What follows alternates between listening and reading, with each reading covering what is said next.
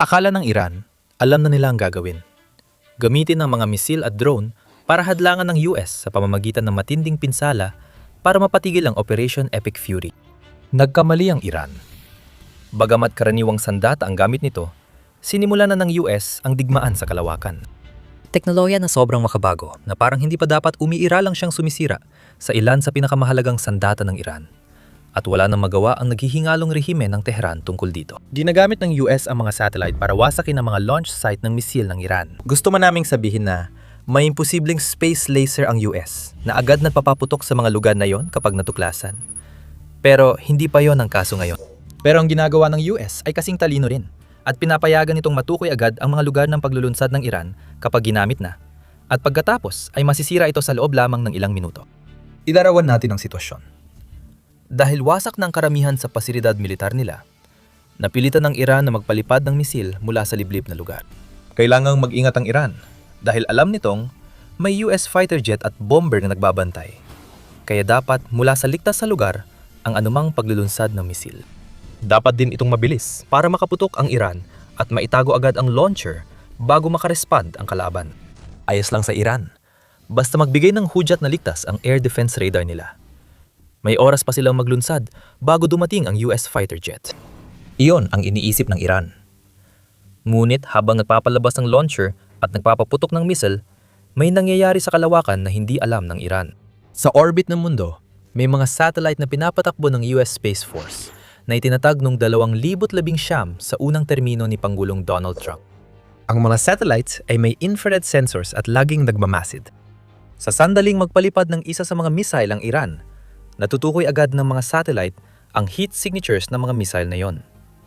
Sa isang iglap, natutukoy ang lokasyon ng paglulunsad at pati na rin ang mismong launcher. Agad na ina-activate ang air defense sa lupa, kaya nasisira ang missile ng Iran bago marating ang target. Masama ito para sa Iran. Hindi na kailangan ng Iran ng isa pang bigong launch, lalo na't napigilan ng US at Israel ang balak nitong saturation strategy. Pag-uusapan natin yan maya-maya. Pero ang hindi kailanman inasahan ng Iran ay ang posibilidad ng mga heat signature na natutukoy sa kalawakan ay maaring magresulta sa pagkasira ng mga missile habang nasa lupa pa lang. Pag nakuha ng US satellite ang launcher location, agad itong ipinapasa sa fighter jet pilot na dumarating sa lugar sa ilang minuto at ang papalipad ng standoff missile. Halos hindi na mamalayan ng mga sundalong Iranian na naglunsad ng missile na may paparating na ganti bago pa man ito tumama. Sumabog ang launcher at isa pang bahagi ng missile infrastructure ng Iran ang nawala sa digmaan. Ito ay isang uri ng digmaan na hindi inakala ng Iran na kakailanganin nilang labanan. Isang technological na labanan laban sa Estados Unidos na mas marami pang lihim na taktika kaysa sa inaasahan ng kahit sino. At habang may iba pang paraan na ginagamit ng US ang kalawakan para durugin ng Iran, natatalakayin natin mamaya, ang pagkakaroon ng mga satellite na nakakakita ng init ay marahil ang pinakamalaking banta ng US sa missile-based na estratehiya ng Iran. Ayon sa New York Post, parehong satellite at mga espesyal na ground node ang ginagamit sa pagsubaybay ng isang paglulunsad ng Iran. Kapag nagpapalipad ng missile, agad na nagpapadala ng infrared beams ang mga satellite ng Amerika habang automatiko nilang sinusundan ang nalilikang init. Sa lupa at nakakagulat, halos lahat ay nasa mismong US kaysa sa mga base nito sa gitnang silangan. Ang mga crew ay walang tigil na natatrabaho sa loob ng mga radar dome. Ang mga radar dome na ito, na mukhang mga higanteng golf ball na nakabaon sa lupa, ay tumatanggap ng datos mula sa Space Force satellites at ginagamit ito para kalkulahin ang trajectory ng missile at saan ito pinaputok. Napakabisa ng kombinasyon ng teknolohiyang ito, kaya daan-daang missile ng Iran ang nasira bago pa makalapit sa target. May tatlong leya na depensa sa himpapawid ng US na nakatuon sa kalawakan, nakakaiba sa dati nang nakita ng mundo. Nagsasama-sama ang mga satellite, radar at radome upang bumuo ng isang advanced early warning system, kaya agad nalalaman ng US ang anumang missile launch ng Iran, halos kasabay ng mismong desisyon ng Iran. Ang ibig din itong sabihin para sa US, maaari nitong iwasang magpadala ng sundalo sa Iran hanggat hindi pa ito lubos na handa, ayon kay dating Space Force member Briefram. Ang katotohanang hindi ito isang malaking pormasyon ng mga tropa na may mga replay sa lupa, ay nagpapakita ng puwersang ito ay binuo gamit ang napaka-advanced na teknolohiya at talino para patakbuhin ito, ayon kay Fram sa The New York Post. At dagdag pa niya, ang mga ito ang nagsasama-sama para gawing pinakamakapangyarihang puwersa sa mundo at panatilihing ligtas ang mga Amerikano mula sa panganib, habang ginagawa nila ang pinakamahirap at likas na mapanganib na mga bagay na hinihiling natin sa kanila. Ang meron ng US na umiikot sa paligid ng mundo ngayon ay ang pinakamatinding mataas na posisyon. Ang pagkakaroon ng mataas na posisyon ay palaging naging kalamangan sa karaniwang digmaan. Nagbibigay ito ng malawak na tanaw sa labanan at madaling ipagtanggol na posisyon. Kaya kailangan doblihin ng kalaban ng pagsisikap para makuha ang teritoryo. Ngunit binabago ng bagong mataas na posisyon ang takbo ng laban. Hindi lang basta may kakayahan ng US na makita ang teritoryo na kapaligid sa isang malaking burol. Dahil sa mga satellites, kaya nitong makita ang buong Iran palagi. Sa Iran, na kailangang magsikap para sa mataas na posisyon, hindi na ito opsyon para sa naghihingalong rehimen ng Tehran. Nagdala ito ng drone at misil sa digmaan sa kalawakan. Ngunit walang laban sa mga satellite ng US na sumira sa estratehiya nito. Ang epekto nito sa Iran ay nagsasabi na ng lahat ng kailangan mong malaman tungkol sa bisa ng teknolohiyang pangkalawakan ng US. Ayon sa Long War Journal, higit 500 ballistic missile ang pinakawala ng Iran sa mga target sa gitnang silangan, kabilang military at civilian areas, noong ika-4 ng Marso. Hindi tama sabihing walang tumamang missile ng Iran. Pero hanggang ika-2 ng Marso, 6 lang na sundalo ng US ang namatay at 18 ang nasugatan sa mga pag-atake. Ipinapakita ng mababang bilang ng asawi na madalas hindi tumatama sa target ang mga missile ng Iran at ang mga heat-seeking satellite na napakataas sa langit na hindi na makita ang isa sa mga pinakamalaking dahilan kung bakit. Iniulat ng BBC na ayon sa Israel Defense Forces, 70% ng ballistic missile ng Iran ay nawasak mula simula ng Operation Epic Fury at Operation Roaring Lion. Matagal nang kilala at tinadget ang mga lugar na ito mula umpisa ng operasyon. Ngayon, dahil sa bagong estratehiya ng Iran na pagpapalipad ng kaunting missile mula sa iba't ibang lugar, madalas natutukoy ng American Space Asset ang mga ito. Bawat pagpapalipad na sinusubukan ng Iran ay may malaking panganib. Nagpapadala ang Iran ng malaking senyales sa kalangitan tuwing nagpapalipad sila ng missile. Nabanggit din na limitado na ngayon ang Iran sa paisa-isang pagpapalipad ng missile. Malaking problema pa rin ito para sa rehimen ng Iran. Matagal nang naghahanda ang rehimeng yon para sa digmaan, malamang laban sa Israel, pero baka pati na rin sa US. Kasama sa paghahanda ang pag-iipon ng mahigit 2,000 ballistic missile ayon sa BBC.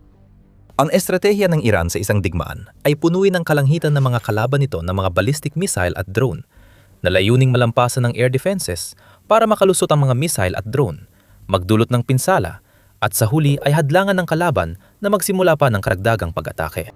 Ang halaga ng digmaan laban sa Iran ay susi sa doktrinang militar ng bansa at sentro rito ang mga missile. Malaki pa rin ang imbakan ng missile ng Iran, pero dahil sa tulong ng mga satellite ng US na tumutulong para matukoy at masira ang mga missile at launch sites, halos hindi na nagagamit ang estratehiyang pagpupuno ng kalangitan. Patuloy pa rin sinusubukan ng Iran na palabasing mas mahal ang halaga ng Operation Epic Fury kaysa sa tunay na pakinabang nito. Ang maliliit na pag-atake sa mga base ng US sa iba pang mga bansa sa Gulpo ay bahagi ng pagsisikap ng Iran na pataasin ang gastusing pang-ekonomiya at pampolitika ng digmaan sa pamamagitan ng paghatak sa mga bansang iyon, kahit ayaw nila, sa isang labanan na ayaw naman talaga nilang salihan. Mas malakas sana ang estratehiya ng Iran kung naipakawala nito ang mga misil sa dami na nilayon nito bago nagamit ng US ang mga satellite nito. Ngayon, kailangan ng paisa-isa ng Iran ang pagpapalipad ng mga misil imbes na sabay-sabay. Makikita natin ito sa datos mula United Arab Emirates ayon sa Al Jazeera. Sa unang 24 na oras ng Operation Epic Fury, nagpakawala ang Iran ng 167 cruise at ballistic missiles, kasama ang 541 drones noong panahong yon. Sa ika-15 araw ng labanan, 4 na missiles at 6 na drones na lang ang natira. Nakikita natin ang katulad ng sitwasyon sa Israel, kung saan ang humigit kumulang 100 na projectiles na pinakawalan ng Iran sa unang ilang araw ng digmaan ay bumaba na sa wala pang 10. Mula, hindi lang Space Force ang dahilan kung bakit ito nangyari. Pero malaki ang naging papel ng mga heat-seeking satellite na pumilit sa Iran na maging mas maingat sa kanilang mga missile strike dahil alam nilang mataas ang posibilidad na hindi ito magtagumpay dahil natutukoy agad ang mga ito sa mismong sandali ng paglulunsad. Dahil sa teknolohiya, nabigo ang gusto ng Iran sa pakikidigma.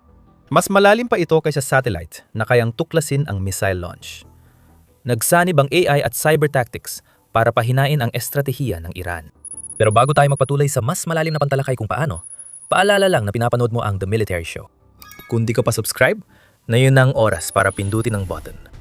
Bago ang unang pag-atake ng mga misil at bomba ng Israel sa Iran noong Pebrero 28, gumamit muna sila ng cyber at space na operasyon para pahinain ang infrastruktura ng Iran. Tinarget ng mga non-kinetic na hakbang ang command at control network, radar, sensor, at komunikasyon para mahirapan ng rehimen ng Iran magkaisa at magplano ng tugon. Nagiging abo ang lahat ng kanilang pinuno. Ipinaliwanag ni General Dan Kane, tagapangulo ng Joint Chiefs of Staff, na ang US Cybercom at US Spacecom ang unang kumilos na gumamit ng non-kinetic na epekto para gambalain, pahinain at bulagin ang kakayahan ng Iran na makakita, makipagkomunikasyon at tumugon. Tinanggal ng US mula sa kalawakan ng mga mata ng Iran, kaya naging mas vulnerable ang mga pasilidad militar na target ng Operation Epic Fury at Operation Roaring Lion. Paraan ito ng US para lituhin ang Iran bago magpakawala ng sunod-sunod na malalakas na suntok. Si Brent David Zianik, retiradong opisyal ng US Air Force at dating professor sa US Space Force Program ng Johns Hopkins University, ang nagpaliwanag dito. Sabi niya sa New York Post, tinutukoy ng Space Force ang radar at nakikipag-ugnayan sa Cyber Command para i-jam ito. Susubukan ng Cyber Command na i-disable ang radar ng Iran. Kasama dito ang paglusot sa sistema at pag-shutdown o pagkuha ng kontrol dito, kung saan ang software ay ginagawang walang silbi ang computer. Hindi lang US fighter jets ang dapat ikabahala ng Iran kapag nadiskubre ng Space Force ang missile launch site, pati radar at computer na gamit sa paggabay ng missile ay tinatarget din. Masama na ang ballistic missile launches, pero nagiging mas seryoso para sa Iran dahil pati air defense systems nila ay nagpapaputok ng missile. Ang air defense system na bulag ay hindi kayang pigilan ang US fighter jet o bomber na umatake at sirain ang iba pang target sa kanilang listahan. Ang kombinasyon ng space at cyber warfare ang malamang na dahilan kung bakit matagumpay na tinamaan ng US at Israel ang 15,000 target noong Marso 13, ayon kay US Secretary of War Pete Hegseth. Mga 80% ng defense network ng Iran ang na-offline, karamihan sa unang 24 na oras ng labanan, at malinaw na hindi lahat ay nawasap. Nakakita ang Space Force ng mga radar. Pinatay ng Cyber Force ng Amerika at Israel ang radar, kaya naparalisa ang air defense ng Iran. Tahimik na sabotahe ang naging pundasyon ng tagumpay ng US sa operasyon.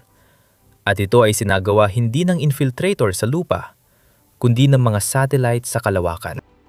Naputol ang komunikasyon at na-jam ang GPS, kaya nabigo ang missile-based na estratehiya ng Iran na makuha ang inaasahang resulta ng kanilang rehimen. Mukhang nawala na rin ang Space Command ng Iran. Pag-usapan pa natin ito sa dulo ng video, kaya manatili hanggang matapos. Idagdag muna natin ang artificial intelligence sa usapan. Tila hindi pa sapat ang mga satellite na nakakatukoy ng mga missile launch at radar. Kinailangan pang harapin ng Iran ang paggamit ng US ng AI at pagdagsa ng teknolohiya sa Tehran. Noong Marso 11, iniulat ng NBC News na ginagamit ng militar ng US ang AI system ng Palantir para tumulong tukuyin ang mga posibleng target sa kanilang pag-atake sa Iran ayon sa hindi pinangalanang source. Posibleng ginagamit ng US ang Maven Intelligence Analysis Program ng Palantir gamit ang Claude AI Tech ng Anthropic. Ito rin ang sistemang ginamit ng US sa paghuli kay dating Pangulong Nicolas Maduro ng Venezuela na nagpapabilis sa pagsusuri ng militar sa maraming impormasyon. Walang partikular na payo ang sistemang ito sa pagtukoy. Nagsisisilbi itong pansala na nag-aalis ng di mahalagang impormasyon para masiguro na kapaki-pakinabang na intelihensya lang ang ginagamit ng militar ng US sa pagpili ng mga target. Ayon sa CBS News, hindi idinetalya ng Pentagon kung paano nila ginagamit ang AI sa Iran. Kahit gusto ni Hegseth na sentro ito sa operasyon ng militar ng US. Ibinunyag ni Mark Montgomery, retiradong admiral ng US Navy at senior director sa Center on Cyber and Technology Innovation ng Foundation for Defense of Democracies, ang lakas ng teknolohiyang ito. Araw-araw, ang militar ay nagpoproseso ng halos 1,000 posibleng target at tinatamaan ng karamihan sa mga ito. Kadalasan ay may turnaround time na wala pang 4 na oras para sa susunod na atake. Ikinuwento ni Montgomery sa CBS na may tao pa rin kasali, ngunit ang AI na ngayon ang gumagawa ng trabahong dati ay inaabot ng ilang araw at ginagawa ito sa mas malawak na paraan kaysa dati. Seryoso, Amerika, hindi lang sapat ang pagsimula ng digmaan sa kalawakan, ginamit mo pa ang AI na pinapangarap lang ng Iran sa Operation Epic Fury 2. Natuklasan ng US kung paano mabilis matukoy ang mga target. Kaya nilang tapatan ang lakas na dinala nila sa Persian Gulf. Dose-dose ng fighter jet mula sa aircraft carrier ay kaya mag-operate araw-gabi dahil sa AI ng US na tumutulong sa tuloy-tuloy na target acquisition. Pagdating naman sa Iran, wala itong pag-asang makipagsabayan sa US pagdating sa digmaan sa kalawakan. Hindi rin nila kaya. At nabanggit natin kanina kung paano winasak ng US noon ang lahat ng asset ng Iran sa kalawakan. Noong Marso 5, wala ng Space Command ng Iran ayon sa Defense One. Hindi man ito ang pinakamalaking pag-atake ng US sa Iran. Ibig sabihin nito ay hindi na magagamit ng Iran ang 13 operational satellite, kabilang ang 3 nakarehistro sa Islamic Revolutionary Guard Corps.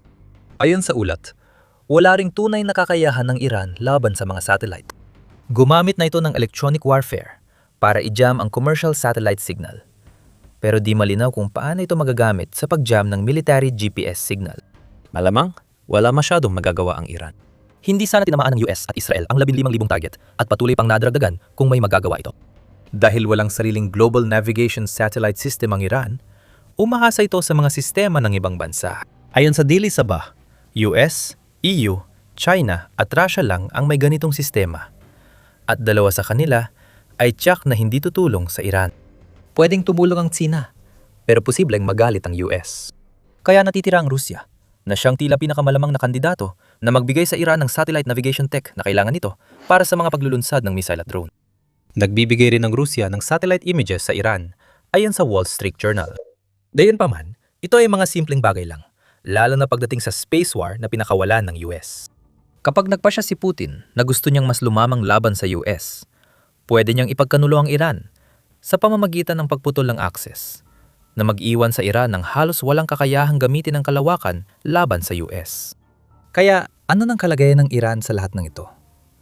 Ang tanging magagawa na lang talaga ng kanilang rehimen na yon ay tumingin sa kalangitan na hindi na nila kontrolado at tumingin pa sa kalawakan kung saan nanalo na ang US sa satellite war bago pa man ito tuluyang nagsimula.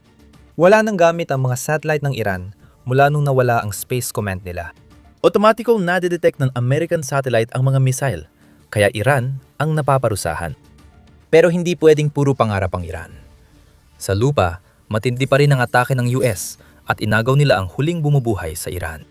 Gusto mo bang malaman kung ano yon?